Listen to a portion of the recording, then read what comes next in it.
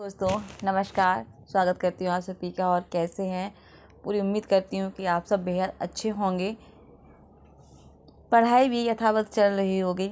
एक समस्या आती है हमारे सामने, हम कितना भी पढ़ लें, जब भी हम किसी प्रश्न को या किसी प्रश्नोत्तरी में भाग लेते हैं तो वहाँ बहुत सारी समस्याओं का सामना करना पड़ता है। हम इतने ज़्यादा कंफ्यूज हो जाते हैं, लगता तो है कि हाँ हमने पढ़ा है, पर ये सही है या गलत, या हमने जो पढ़ा है उसमें से तो ये है ही नहीं, ये कुछ अलग से है। कुछ इसी तरह का आज कमेंट है हरविंदर जी का, जो कि बहुत सटीक कमेंट है। और ये समस्या मुझे लगता है 80% लोगों के साथ या कैंडिडेट के साथ ये होती है। आप किसी भी एग्ज़ाम की तैयारी कर रहे हो, पर ये समस्या मुझे लगता है सभी के साथ लगभग होती ही है कि हम कितना भी पढ़ लें, अपनी समझ से हम कितनी भी गहन तैयारी कर लें, फिर भी हम जब कुछ इस तरह के प्रश्न देखते हैं तो ये लगता है ये कहाँ से आ गया, ये किस किताब में है, ये तो कहीं देखा है ना सुना है। बिल्कुल मेरे साथ भी ऐसा ही होता है अभी भी। हालांकि 21 का एग्ज़ाम देने के बाद जब आंखें खुली तो बहुत कुछ पढ़ने की, समझने की, किताबें जुटाने की मूल कोशिश की और पढ़ी भी। फिर भी EMRS एग्ज़ाम में एक प्रश्न ऐसा आया था, कोई विभाजन काल था कि आदिकाल या किसी काल को किसने कहा था, मुझे भी याद नहीं आ रहा। वो विभाजन काल उत्तर जो था उसका कामता नाथ प्रसाद गुरु की किताब से था, और वो भी साहित्य से प्रश्न था।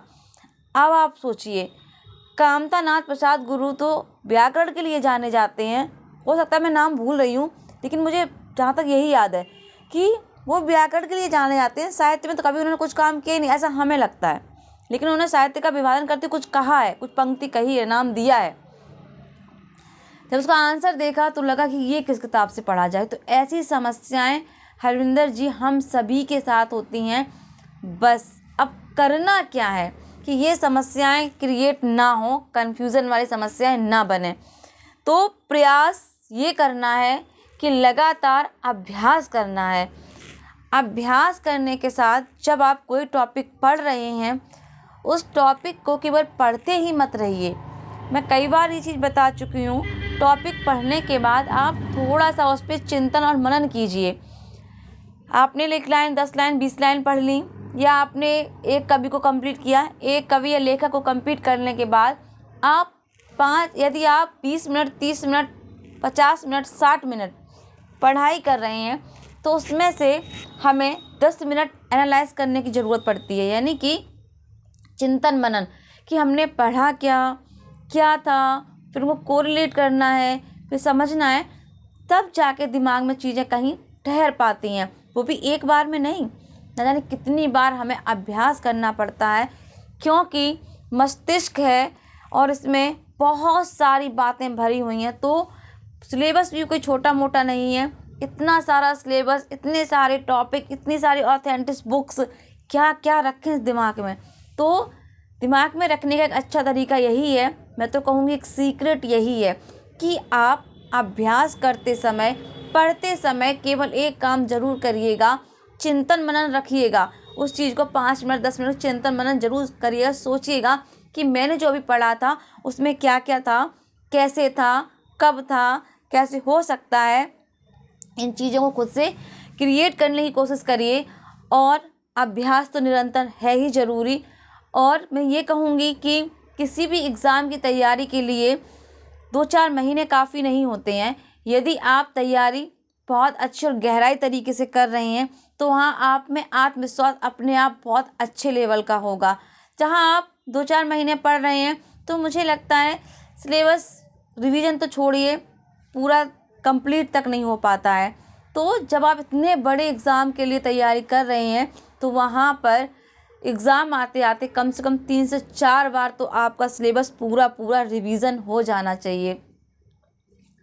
चीज़ें बता रही हूँ क्योंकि जो झेलती आ रही हूँ, बस वही अनुभव बता रही हूँ। तो इन चीज़ों को जो मैं बता रही हूँ कि सीक्रेट जो परीक्षा पास होने का है, चीज़ों को ध्यान रखने का है। जब हम कोई प्रश्न देखते हैं, जब हम कोई वीडियो देखते हैं, वहाँ प्रश्न हमसे बनता नहीं है, तुरंत उसको नोट डाउन करिए और उस प्रश्न को 10 से 11 बार पढ़िए। और फिर उसका मनन कीजिए। ऐसा डेली आप अगर 10-10 प्रश्नों को लेकर करेंगे तब भी मुझे लगता है आपका बहुत सुधार होगा। मैं अपनी बात करूं तो ये जो अभ्यास है, जो प्रैक्टिस मेरी लगातार चल ही रही है, बंद नहीं है। तब जाके अब कहीं मैं अपनी खुद की बात कहूं, तब जाके मुझे ऐसा लगता है कहीं 50% ही चीज़ें क्लियर हुई हैं। 50% जब इतना एनालाइज, चिंतन, मनन बार बार तब जाके 50%। तो आप सोचिए कि जब इतना करने के बाद तो करते रहिए, होता रहेगा, कोई समस्या नहीं आएगी। तो हरविंदर जी, चिंतन मनन जरूर करिएगा। यदि कोई प्रश्न नहीं बन रहा है, आपने कहा तो क्या मैं फिर से नोट्स बनाने लगूं या मैं और चीज़ें पढूं? तो सबसे अच्छी बात मैं यही कहूँगी कि यदि आप न्यू स्टूडेंट्स हैं तो आप टेक्स्ट बुक यानी कि मूल किताबें आचार्य रामचंद्र शुक्ल जी का इतिहास ज़रूर पढ़ें। मुझे लगता है यदि वो आपने अच्छे से पढ़ लिया और समझ लिया तो आपको आने वाले प्रश्नों में कहीं कोई दिक्कत इतनी ज़्यादा नज़र नहीं आएगी। तो महत्वपूर्ण तो हैं सबसे पहले शुक्ल जी। जब आप शुक्ल जी पढ़ लेंगे तो पूरा बेस क्लियर हो जाएगा, और वहाँ से अगर कोई और आलोचक भी लिखता है तो उसने भी काफ़ी हद तक रामचंद्र शुक्ल जी की कॉपी की हैं चीज़ें। तो पहले शुक्ल जी को पढ़ना बेहद आवश्यक है। तो ये काम करिए, चिंतन मनन जरूरी है, अभ्यास ज़रूरी है। तो इसी के साथ अपनी पढ़ाई को लगातार करते रहिए। परेशान नहीं होइए कि मुझसे ये नहीं बन रहा है, मैं और पढ़ूँ, मैं क्या बनाऊँ। इससे परेशान होने की ज़रूरत नहीं है। केवल इतनी परेशान होने की ज़रूरत है कि आप उसको बार बार करिए। नहीं बनना है, नोट डाउन कर लीजिए, फिर उसको बार बार पढ़िए, बार बार करिए। ये प्रयास करते रहिए। कहते हैं ना, करत करत अभ्यास से जड़मत हो सुजान, रसरी आवत जात पर सिल पर पड़त निशान। हो सकता है कुछ गलत हो तो माफ़ कीजिएगा।